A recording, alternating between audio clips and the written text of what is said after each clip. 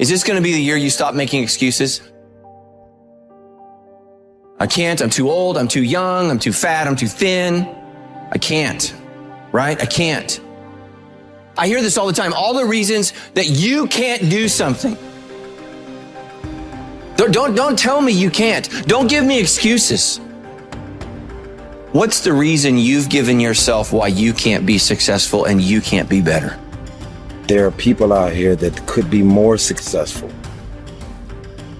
but you have thought your way into a depression.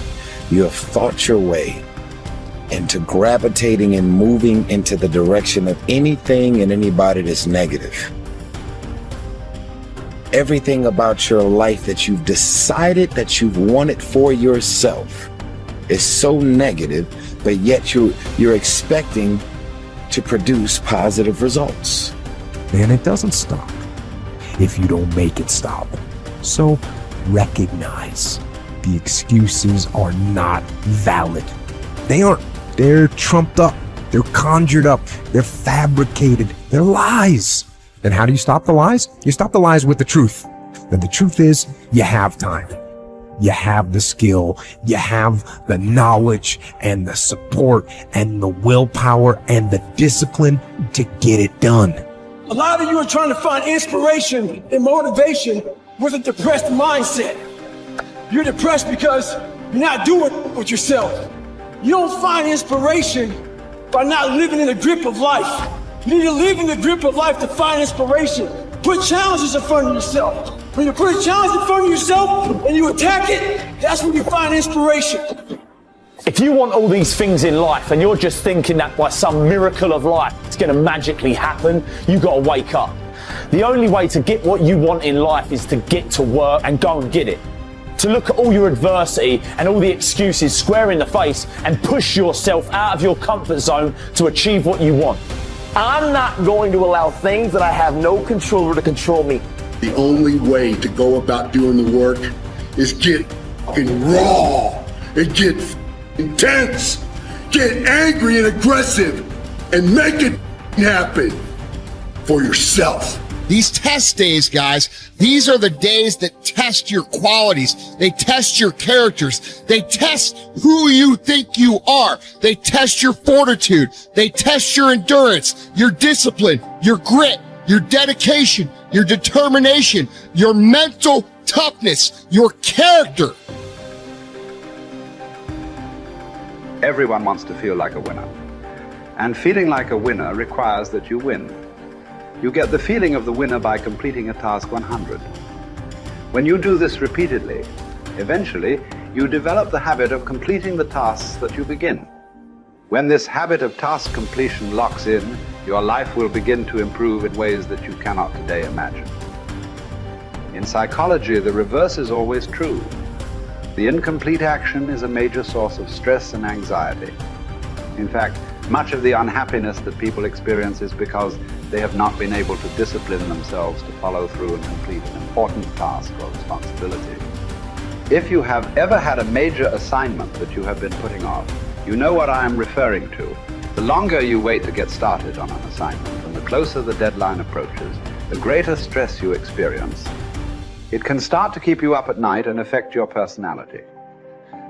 But when you finally launch into the task and push it through to completion, you feel a great sense of relief and well-being. It is almost as if nature rewards you for everything that you do that is positive and life-enhancing. At the same time, nature penalizes you with stress and dissatisfaction when you fail to do the things that move you toward the goals and results that are important to you. Pick something, right? Pick something, a nameable goal, and then try to implement it. And what'll happen is you'll learn a lot by trying to implement it. And one of the things you might learn is what a slightly better goal might be. You know, because if you try something diligently and you succeed or you fail, you're going to learn from the effort expended in the detailed implementation of the goal. It's going to inform you. It'll also transform you physiologically. It does that at a very basic level, neurophysiological level. You will be slightly different as a consequence of the attempt. And what that'll mean is that the next goal you pick will be a little more suited to you. And so it's this kind of pathway, right? It's like maybe the goal you should be attaining is here, but you don't know that because you're clueless. And so you aim there. Well, it's better than there. And it's not nothing. It's not cessation of movement. And, you know, if you're supposed to go there and you go here, but you walk diligently towards it, you're a little closer once you get to here than you were here. And it's this oscillating self-corrective process that leads you to the final star. And you have to be willing to engage in erroneous experimentation to manage that, but it is a self-correcting process. And so one of the things I always talk to my clients about is, well, let's try something, you know, and we'll reserve to ourselves the right to alter our trajectory. And then I would use as a corrective there, because you might say, well, how do you know when you're not just giving up, right? Instead of thinking maybe you need a different goal. And I would say, well, you can, if you're really concerned about your proclivity for self-deception, you can enter into a contract with yourself that you won't replace any goal you've set with a goal that's easier. And so you can switch your goal, but it has to be a little harder so that you check yourself against that tendency to withdraw and avoid and be self-deceptive. And that works like a charm. And if you do that with some degree of diligence, your goals will get better and more attainable, and you'll get happier too, because you don't experience happiness except in relationship to a goal. And that's really worth knowing. You know, and that's another thing to think about too. If your life is meaningless, well, you're not pursuing a valued goal. I mean, you might be depressed too, and sometimes that can be like an illness, you know, something that is really wrong with you. But a good rule of thumb is that if you find no joy in life, there's a very low probability that you're pursuing a goal that you regard intrinsically, like in the depths of your temperament, as worthwhile. And that's technically true, because we do in fact experience most of the positive emotion, let's say, that's associated with emotions like joy. We experience that in relationship to a goal. So, well, then you want to find a goal that regulates your negative emotion and that brings you a certain amount of positive emotion and that expands your competence as you pursue it. And you will experience that as meaningful. That's really what meaning signals. Meaning signals you're doing all those things. You say, well, that's not real. It's like, don't listen to the semantic chatterbox so much, right? There's levels of you that are far wiser than that. And you can watch what happens to you instead of noticing what you think. The way that you develop courage and confidence is with knowledge and skill.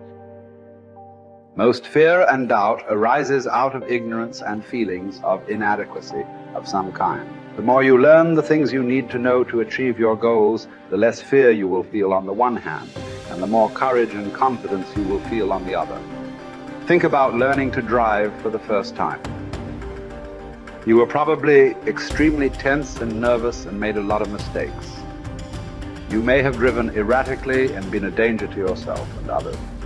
But over time, as you mastered the knowledge and skills of driving, you became better and better and better, and your confidence increased.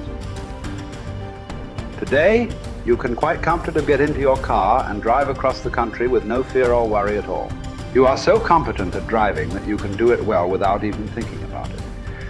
The same principles apply to any skills you need to learn to achieve any goal you can set for yourself. There's some times where the mind gets overwhelmed and you cannot slow it down. But by these certain tools I developed, by not allowing your mind to get away from the moment. You have to think about the exact moment that you're in. But I saw when I was younger, the moment became too big. When it became too big, I spazzed out and I would quit. But now I don't think about even like an hour from now, I'll be eating. I don't even go there. Because then your mind, no, we must embrace this, because now you have to be a leader in this moment. It's not about you just getting through it. I had 5 guys, and 6 including me, in my boat crew. Now I was the boat crew leader.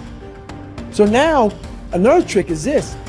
If you don't think about yourself, there's no pain. Which can also lead to pain later on in your life.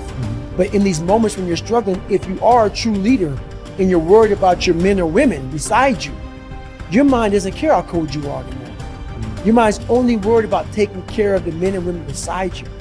So I started realizing, man, if I take care of these cats to my left and my right in the worst moments, My mind is no longer thinking about, you're miserable, David Goggins. Get the hell out of here. You think about, how was John? How was Andy? How was Sam? How was Pete? How you guys doing? You're not thinking about me.